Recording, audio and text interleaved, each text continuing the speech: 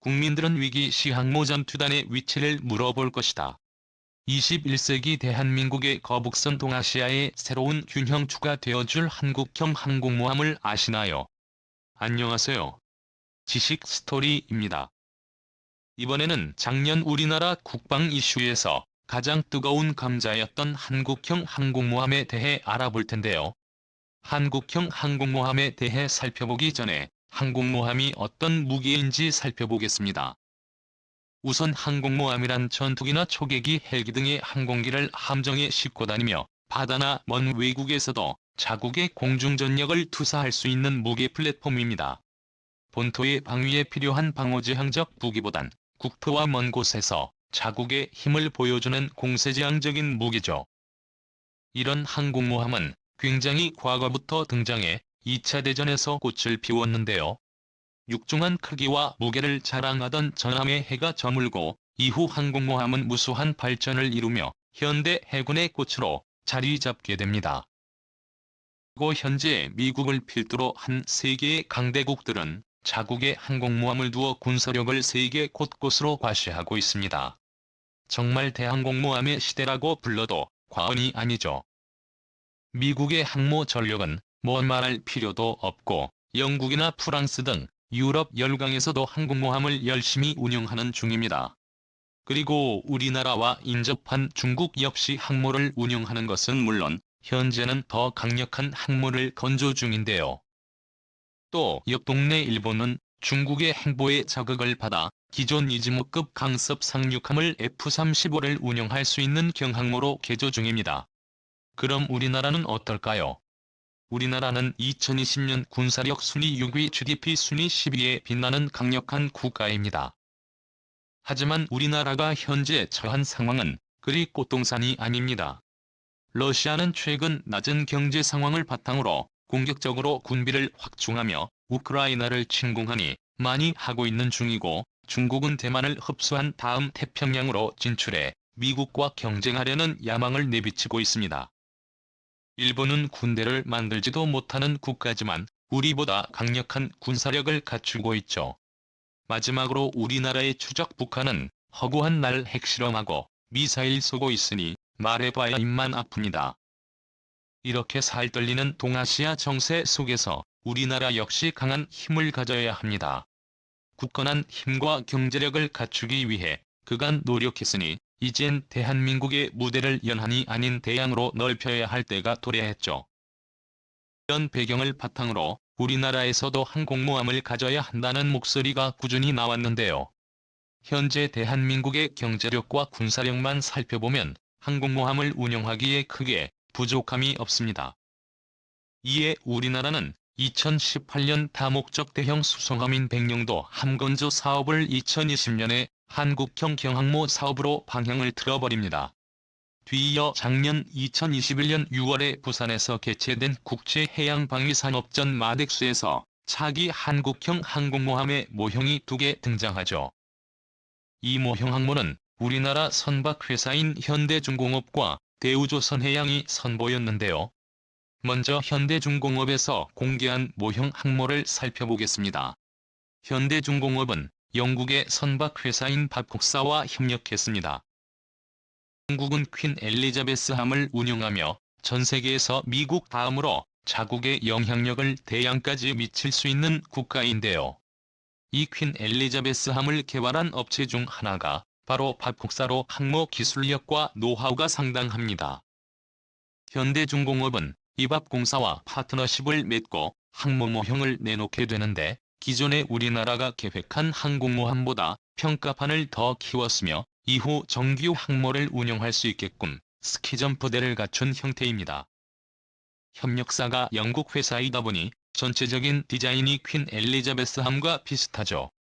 함정의 스펙은 전장 270에 전폭 60만저, 배수량은 45,000톤에 달합니다. 항공기는 고정익기와 회전익기 포함 최대 22기가 탑재될 예정이며 함정 방어를 위해 16세리 수직 발사기도 포함되었습니다. 또 현대전에서 보인 무기체계의 중요도가 올라감에 따라 무인기와 무인 수상함 그리고 무인 잠수정까지 운영할 수 있도록 설계했죠.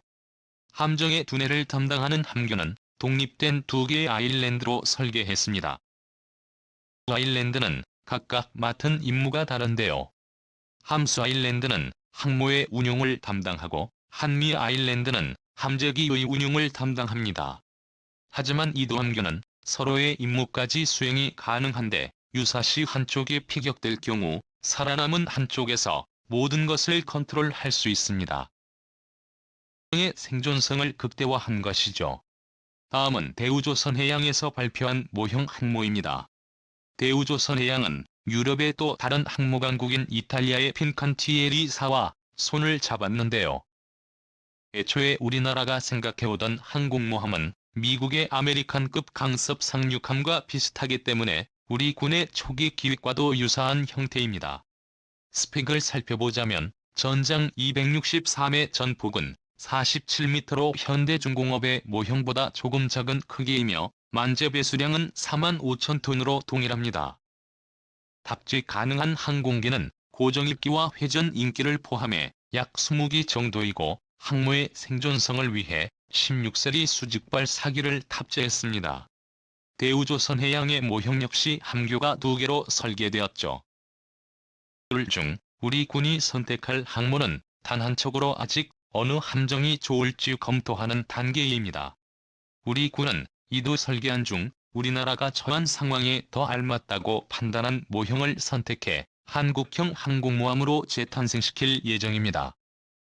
물론 또 다른 새로운 모델이 탄생할 수도 있으며 채택 과정에서 항모의 디자인이나 스펙 등이 조금씩 달라질 수도 있죠.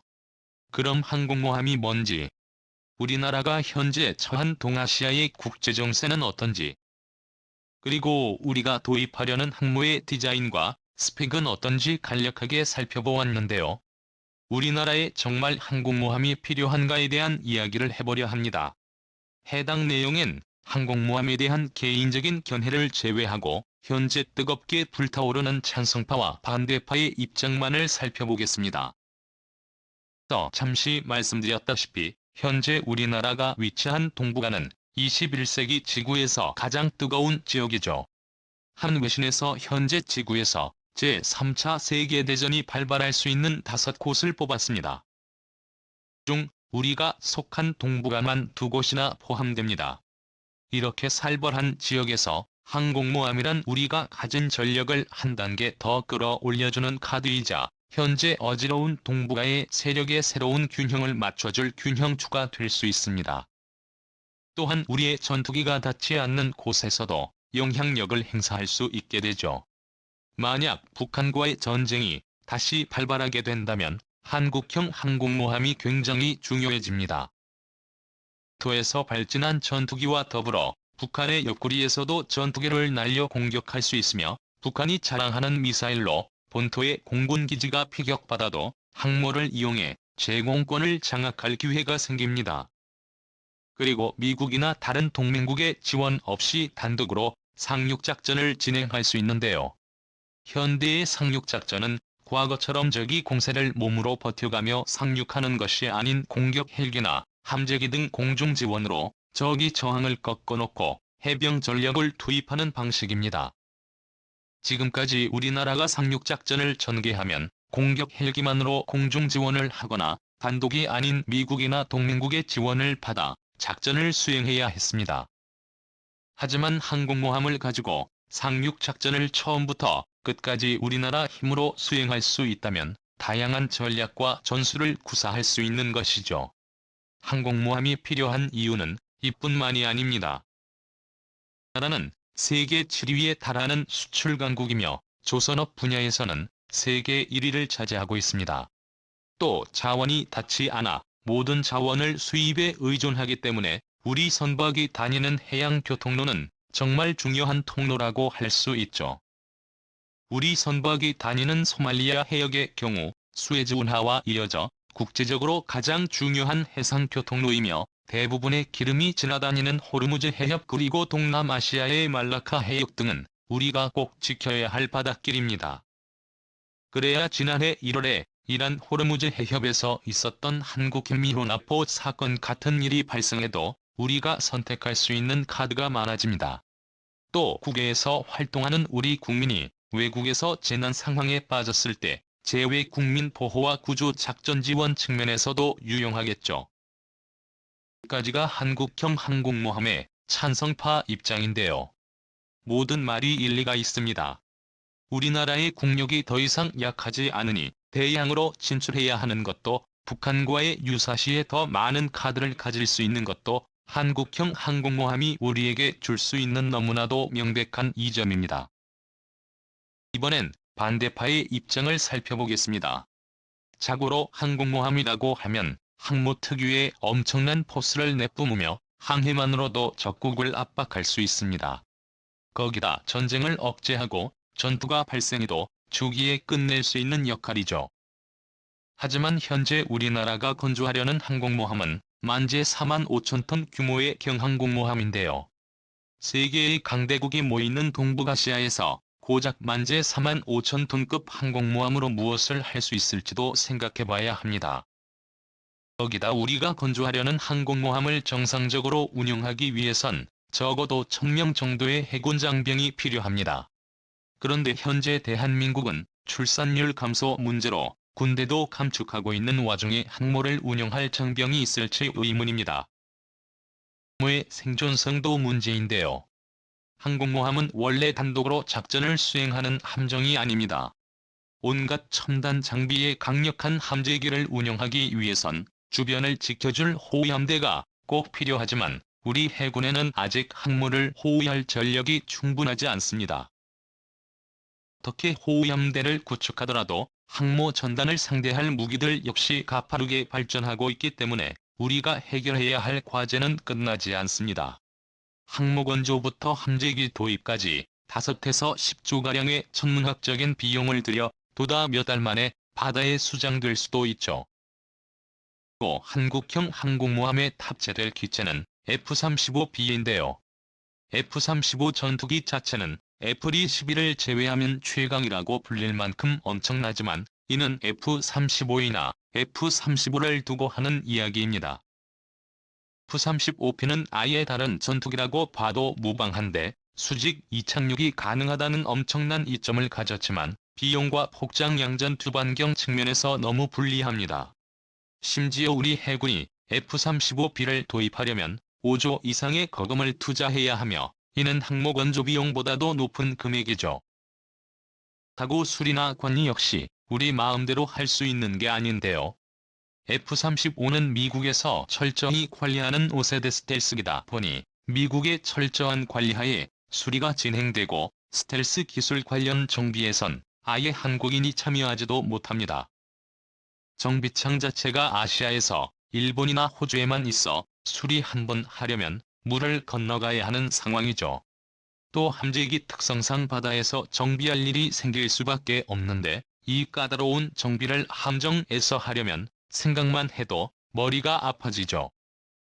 상황이 이러니 차라리 경항모를 운용할 바에 조금 더 투자해서만 제7만 톤급의 대형 항모로 운용하거나 항공모함보단 핵추진 잠수함에 집중해야 한다는 의견도 나오고 있습니다.